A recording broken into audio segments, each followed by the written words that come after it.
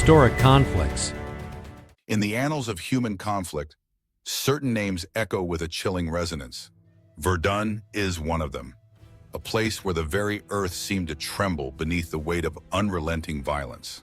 For 10 long months in 1916, this small patch of northeastern France became the crucible of World War I's most grinding, unyielding battle. Verdun, the meat grinder, a name whispered with dread by those who survived and seared into the memory of a generation. Here, war was distilled to its most brutal essence, an endless struggle for survival where the only certainty was death. It began in the chill of February. The German army,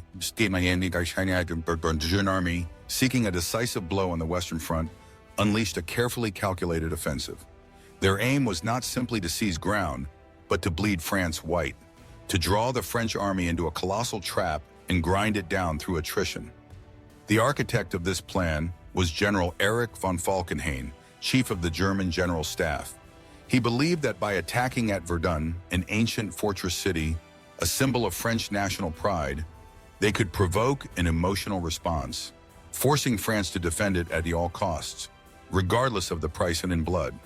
Falkenhayn wrote of his strategy, "The forces of France will be bled to death," and this, he believed, would bring victory closer than any grand maneuver. On the morning of February 21st, 1916, the offensive began with a roar that shook the heavens.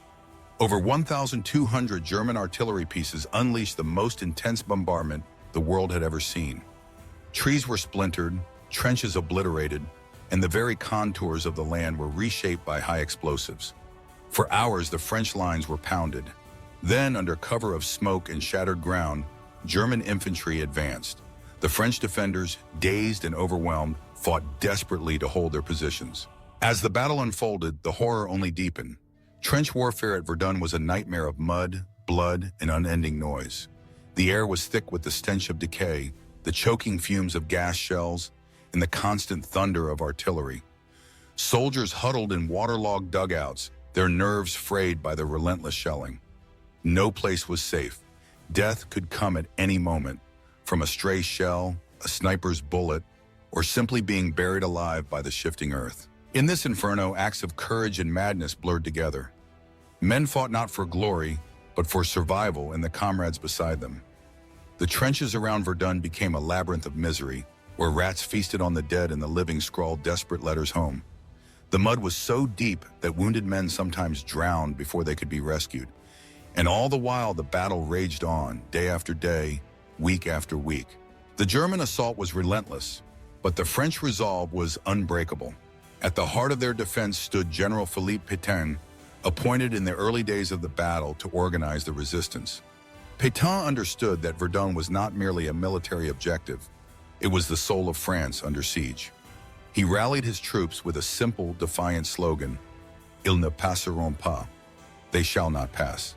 Under Pétain's leadership, the French army held fast, rotating divisions through the line to prevent total exhaustion and ensuring a constant flow of reinforcements and supplies. This lifeline was the Voie Sacrée, the sacred way, a single road running from Bar-le-Duc to Verdun. Along this narrow artery, a near constant stream of trucks, wagons, and soldiers moved day and night, braving shell fire and chaos to keep the defenders supplied. It is said that at the height of the battle, a vehicle passed every 14 seconds. The Voie Sacrée became a symbol of French tenacity, an unbroken link between the battered front and the hope of rescue. Artillery ruled the battlefield, and at Verdun, its fury reached apocalyptic proportions. Over 40 million shells fell on the landscape, turning forests to skeletal remains and villages to fields of rubble.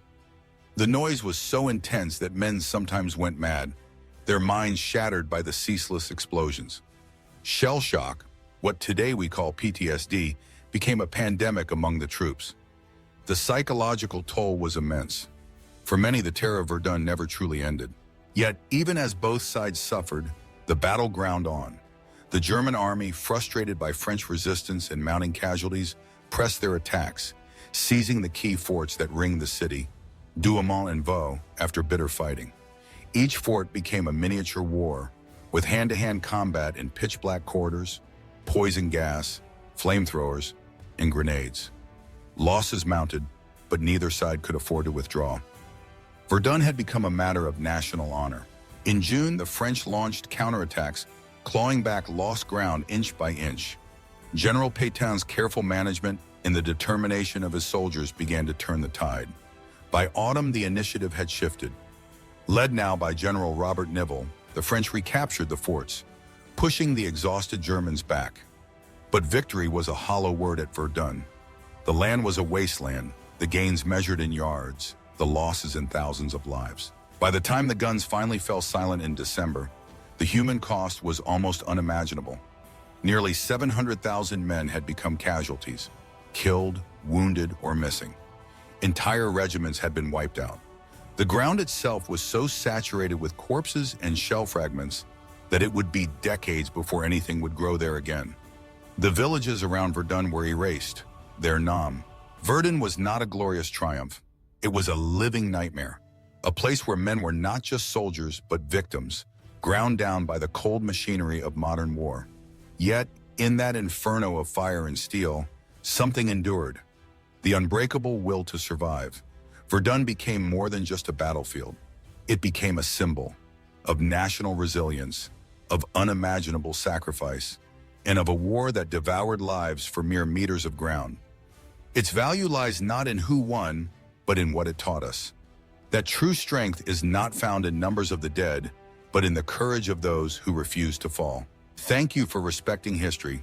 Don't forget to like, subscribe, and write the bell so you don't miss any battles.